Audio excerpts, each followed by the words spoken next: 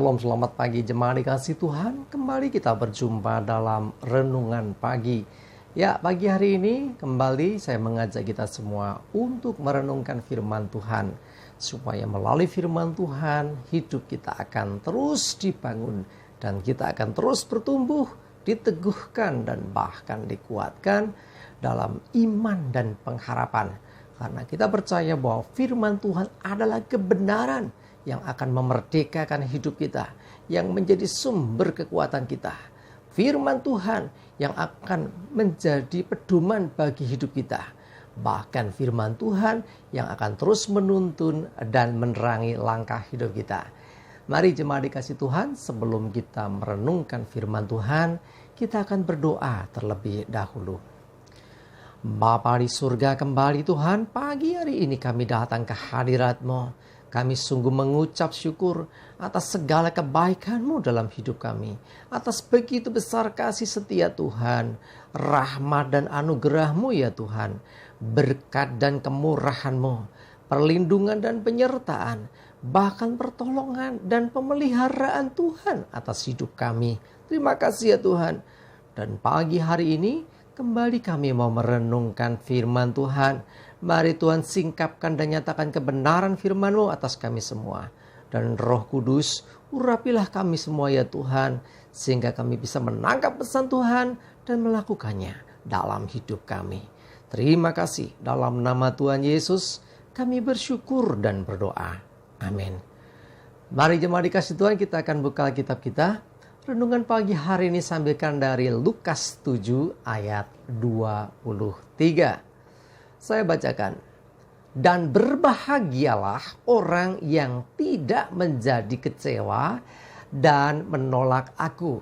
Jemaat dikasih Tuhan, hati-hati dalam menjaga hati kita. Karena yang namanya hati itu mudah sekali untuk terluka. Salah satu yang membuat hati kita sakit dan terluka adalah kekecewaan. Ya, kekecewaan ini bisa terhadap apa saja. Ada orang kecewa karena orang lain. Orang lain ini bisa temannya, bisa bahkan keluarganya, orang tua atau anaknya, istri atau suaminya. Ya, pokoknya ya orang-orang di sekitarnya itu bisa menjadi sumber kekecewaan. Kecewa yang kedua bisa juga kecewa karena keadaan. Kenapa keadaanku begini? Kenapa hidupku gak seperti si A, si B, si C? Kenapa kok aku gak seberuntung mereka? Jadi kecewa dengan keadaan. Hati-hati ya. Karena keadaan bisa membuat orang kecewa juga. Nah, bisa juga kecewa dengan dirinya sendiri. Kenapa aku sebodoh ini? Ya mungkin karena kelalaian, ya mungkin lupa atau gimana. Akhirnya terjadi yang namanya merasa kecewa dengan dirinya sendiri. Ya. Dan yang berikutnya adalah kecewa karena Tuhan. Wah, ini hati-hati. Nah, walaupun secara tidak langsung ketiga tadi kecewa karena orang lain, karena keadaan atau kecewa dengan dirinya sendiri, sesungguhnya itu juga kecewa terhadap Tuhan. Karena keadaan yang terjadi atas hidup kita itu pun seizin Tuhan. Karena orang-orang yang mungkin mengecewakan kita kok bisa ada dalam hidup kita, kok bisa kita dekat dengan mereka, itu juga seizin Tuhan. Artinya segala sesuatu yang terjadi diizinkan Tuhan. Nah, kalau kita kecewa dengan segala hal tadi, kita kecewa dengan orang-orang di sekitar kita, kecewa dengan keadaan kita, kecewa bahkan dengan diri kita sendiri, sesungguhnya kita pun sedang kecewa dengan Tuhan. Hati-hati, karena itu jangan sampai biarkan hati kita dikuasai kekecewaan.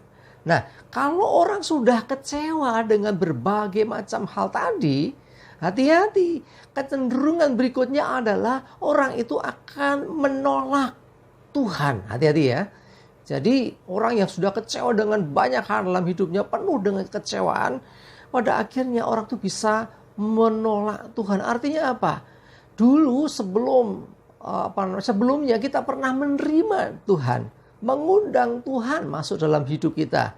Artinya menjadikan Dia sebagai Tuhan dan Juru Selamat bagi kita. Nah, artinya kita menerima Tuhan menyelamatkan hidup kita. Nah, karena keadaan orang bisa sampai menolak Tuhan. Dengan pengertian yang lain, murtad. Hati-hati.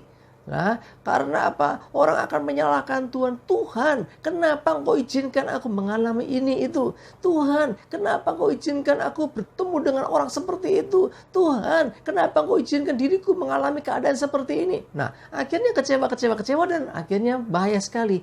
Menolak Tuhan alias meninggalkan Tuhan alias murtad. Hati-hati.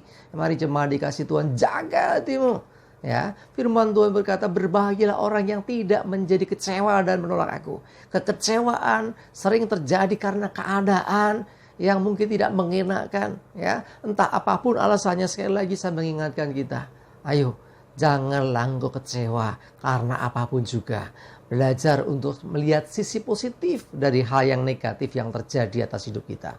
Mungkin kelihatannya buruk, mungkin kelihatannya menyedihkan, mungkin kelihatannya wah ini berbahaya dan sebagainya. Tetapi lihat dari sudut pandang yang lain, sudut pandangnya Tuhan. Kenapa diizinkan Tuhan kita berjumpa dengan orang yang seperti itu? Kenapa Tuhan izinkan kita mengalami keadaan seperti ini? Kenapa Tuhan izinkan kita mengalami masalah seperti ini? Nah, semuanya kalau kita memiliki sudut pandang yang benar dan mengenal siapa Tuhan kita, maka sesungguhnya kekecewaan akan jauh dari hidup kita. Karena Tuhan tidak pernah merancangkan yang buruk. Tuhan tidak pernah merancangkan kegagalan, kehancuran, kebinasaan. Tidak. Rancangan Tuhan damai sejahtera. Rancangan Tuhan hari depan penuh pengharapan. Rancangan Tuhan tentu hal yang baik. Bahkan Ia akan membuat segala sesuatu indah pada waktunya. Karena itu jangan salah paham dengan Tuhan. Ya, sekalipun diizinkan oleh Tuhan kita mengalami hal yang menurut kita nggak baik, di balik semua yang diizinkan Tuhan ada maksud yang baik. Ya, kadang-kadang kita nggak ngerti saja sehingga kita salah paham, menganggap Tuhan nggak baik. Padahal sesungguhnya Tuhan sedang merancang sesuatu yang indah. Mari jemaat dikasih Tuhan, belajar untuk kita berpikir positif menghadapi segala sesuatu. Sebab di balik apa yang buruk sekalipun, tetap ada rencana Tuhan yang baik, yang kita harus bisa memandangnya dengan sudut pandang Tuhan. Jemaat dikasih Tuhan, jaga hatimu. Jangan sampai kecewa, apalagi sampai menolak Tuhan. Amin. Kita berdoa. Bapa di surga, terima kasih Tuhan, firman-Mu mengingatkan kami untuk kami menjaga hati kami. Karena hati kami mudah sekali Tuhan terluka. Mudah sekali untuk kecewa. Karena apapun, bisa karena orang lain, bisa karena keadaan, atau karena diri kami sendiri. Sesungguhnya Tuhan, kecewa-kecewa yang ada ini bisa berujung kepada kecewa kepada Tuhan. Ampuni kami Tuhan kalau ada kekecewaan dalam hati kami terhadap apapun dan siapapun itu. Hari ini Tuhan, pulihkan setiap hati kami. Supaya kami Tuhan sekarang memiliki hati yang penuh pengampunan. Dan kami memiliki sudut pandang yang benar. Seperti Engkau memandang hidup kami. Dan kami percaya bahwa Engkau merancangkan yang baik. Dan biarlah itu terjadi atas hidup kami. Terima kasih ya Tuhan, kami serahkan hidup kami terus dalam pimpinan Tuhan. Jauhkan celaka dan mara bahaya. Damai sejahtera dan berkat Tuhan menyertai kami semua. Dalam nama Tuhan Yesus kami bersyukur dan berdoa. Amin. Mari jemaat dikasih Tuhan, semangat terus, maju terus dalam iman dan pengharapan. Tuhan Yesus memberkati kita semua. Amin.